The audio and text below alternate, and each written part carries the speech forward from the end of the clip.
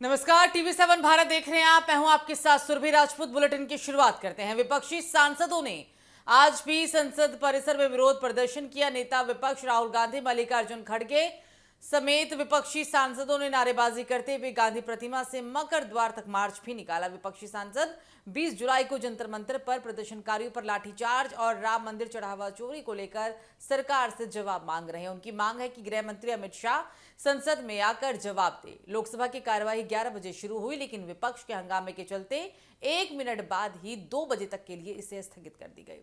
केंद्रीय संसदीय कार्य मंत्री किरेन रिजिजू संसद में राहुल और प्रियंका गांधी के साथ बैठक करते हुए नजर आए।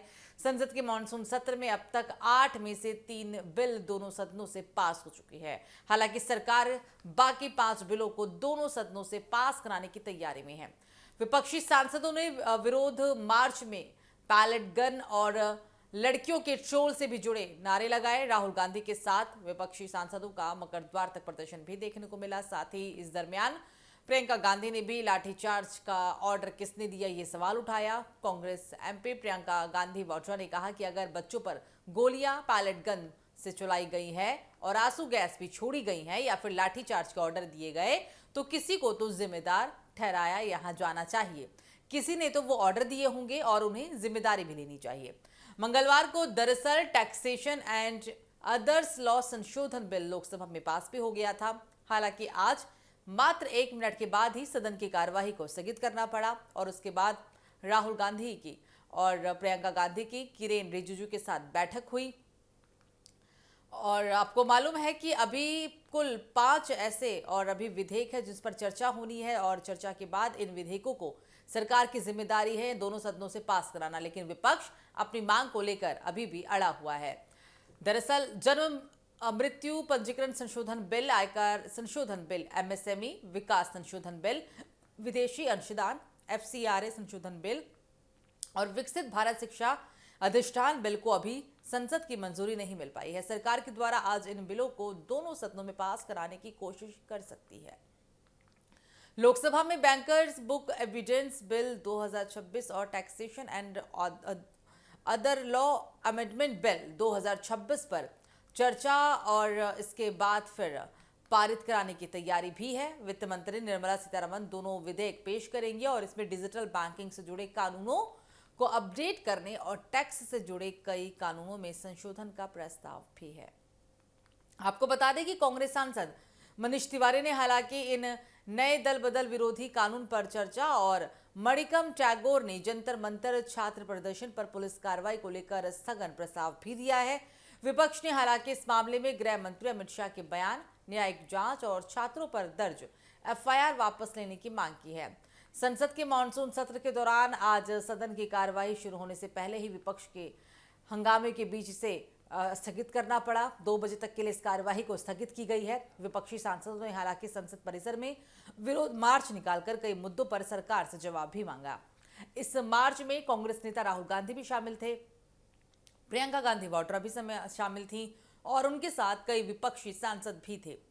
विपक्षी सांसद राहुल इस दरमियान गांधी प्रतिमा स्थल और प्रेरणा स्थल से लेकर मकर द्वार तक मार्च करते हुए यहां पहुंचे थे और उन्होंने सरकार के खिलाफ नारेबाजी भी की और अपनी मांगों को लेकर आवाज भी उठाई। विपक्ष का कहना है कि सरकार को संसद के अंदर उठाए जा रहे गंभीर मुद्दों पर जवाब देना चाहिए। इस प्रदर्शन के दौरान हालांकि विपक्ष के 3 प्रमुख मुद्दे भी उठाए गए हैं उनकी तरफ से। पहला मुद्दा सीजेपी प्रदर्शनकारियों पर कथित पुलिस कार्रवाई से जुड़ा हुआ है और विपक्ष का आरोप है कि 20 जुलाई को हुए प्रदर्शन के दौरान छात्रों और प्रदर्शनकारियों के साथ पुलिस ने सख्ती की। विपक्षी सांसदों की मांग है कि केंद्रीय गृह मंत्री अमित शाह इस मामले पर संसद के दोनों सदनों में बयान भी दे और पूरे मामले की जानकारी सदन के सामने रखे। इस बात को लेकर विपक्ष अभी भी अड़ा हुआ है। विपक्ष का दूसरा सबसे बड़ा मुद्दा है अयोध्या राम मंदिर के चढ़ावे की कथित गड़बड़ी का। विपक्षी नेताओं का आरोप है कि राम मंदिर से जुड़े दान और चढ़ावे के मामले में पारदर्शिता होनी चाहिए। उन्होंने इस मुद्दे पर जांच और जवाबदेही की भी मांग उठाई है। विपक्ष का कहना है कि श्रद्धालुओं की आस्था से जुड़े मामलों में पूरी जानकारी सामने आनी चाहिए। वहीं तीसरा सबसे बड़ा मुद्दा जम्मू कश्मीर को पूर्ण राज्य का दर्जा देने की मांग भी रही। विपक्षी दलों का कहना है कि जम्मू कश्मीर के लोगों की आकांक्षाओं को ध्यान में रखते हुए राज्य का दर्जा जल्द बहाल किया जाना चाहिए और इस मुद्दे को लेकर भी विपक्ष सरकार पर जब दबाव बनाने की कोशिश करता हुआ नजर आया है।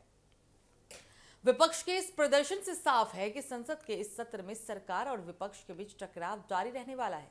जहां सरकार अपने विधायी कामकाज को आगे बढ़ाने की कोशिश कर रही है, वहीं विपक्ष अलग अलग मुद्दों को लेकर सरकार को घेरने की रणनीति पर काम भी कर रहा है। मॉनसून सत्र के दौरान पहले भी कई मुद्दों पर सदन में हंगामा देखने को मिला है और राम मंदिर चढ़ावा मामले, विभिन्न विधेयकों और अन्य राजनीतिक मुद्दों को लेकर सत्ता पक्ष और विपक्ष आमने सामने भी नजर आए।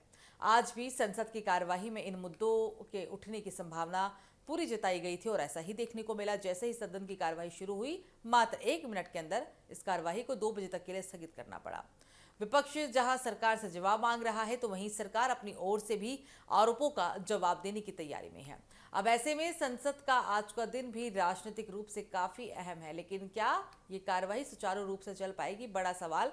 2 बजे तक का समय, 2 बजे तक के सदन की कार्यवाही को स्थगित किया गया है।